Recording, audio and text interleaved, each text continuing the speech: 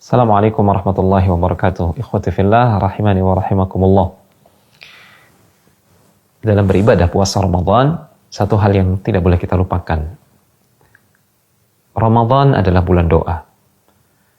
Di tengah-tengah kita berpuasa, ada waktu yang mustajab. Allah Tabaraka wa Ta'ala mengisyaratkan di dalam Al-Quran, dalam surat Al-Baqarah ayat yang ke-186, wa idza sa'alaka ibadi anni fa inni qarib ujibu da'watad da'i idza da'ani. Jika hamba-hambaku itu bertanya tentang aku, maka aku ini dekat.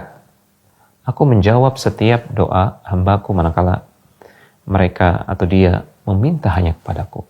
Ayat ini terletak di antara ayat-ayat yang berbicara tentang hukum-hukum puasa di bulan Ramadan. Sebagai isyarat, kata para ulama, bahwasanya Ramadan itu adalah bulan doa. Jangan habiskan waktu puasa kita untuk tidur atau untuk melakukan hal-hal yang sia-sia. Perbanyaklah doa. Di samping berzikir kepada Allah, tilawah Al-Quran, perbanyak juga doa. Karena Rasulullah SAW disebutkan dalam hadis yang dikuatkan oleh para ulama, Thalathun la turaddu da'watuhum. Ada 3 orang yang doanya tidak akan ditolak oleh Allah Tabaraka wa Ta'ala. Imamun adil, yang pertama adalah pemimpin yang adil. Kemudian yang kedua disebutkan adalah da'watus sha'im hatta yuftir. Doanya orang yang berpuasa selama dia berpuasa sampai dia berbuka. Itu waktu yang mustajab untuk berdoa kepada Allah Tabaraka wa Ta'ala. Dan da'watul mazlum ini yang ketiga, doanya orang-orang yang terzalimi. Yang menjadi inti bahasan kita adalah doa orang-orang yang berpuasa. Ketika mereka berpuasa, itu doa yang tidak ditolak oleh Allah Tabaraka wa Ta'ala. Artinya itu adalah doa yang mustajab. Maka jangan sia-siakan waktu kita dengan perkara-perkara yang na'udzubillah sia-sia, menghabiskan waktu, apalagi hal-hal yang mendatangkan dosa ketika kita berpuasa. Gunakanlah sebaik mungkin waktu-waktu tersebut untuk berdoa kepada Allah Tabaraka wa Ta'ala. Insya Allah, yakinlah Allah akan menjawab doa tersebut, cepat ataupun lambat. Kemudian ikhwati fillah, satu hal yang juga tidak boleh kita lupakan dalam doa adalah hendaknya kita meminta agar ibadah kita, khususnya ibadah kita di bulan Ramadan ini, diterima oleh Allah Tabaraka wa Ta'ala. Yang menjadi standar atau yang menjadi barometer adalah diterimanya amal ibadah, bukan banyaknya ibadah yang kita lakukan.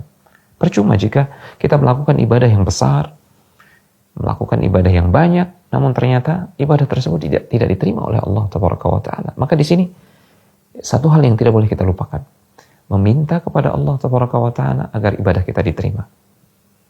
Rabbana taqabbal minna innaka antas sami'ul alim.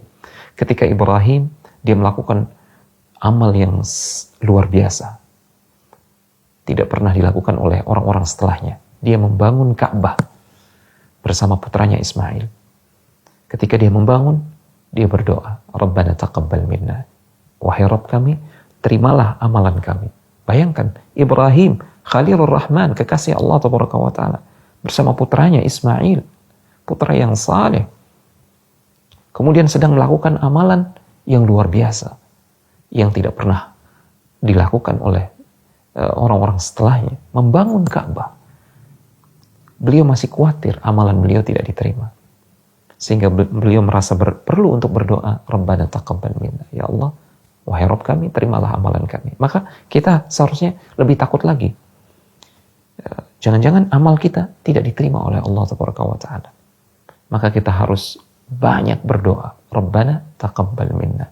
Wahai Rabb kami, terimalah amalan kami. Khususnya amalan-amalan kita selama berpuasa di bulan Ramadan ini. Ya, karena satu saja amalan kita diterima oleh Allah Tabaraka wa Ta'ala, niscaya Allah akan memperbesarnya.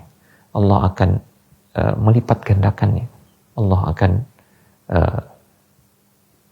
bersyukur kepada hambanya. Dan itu melalui ganjaran yang berlipat ganda.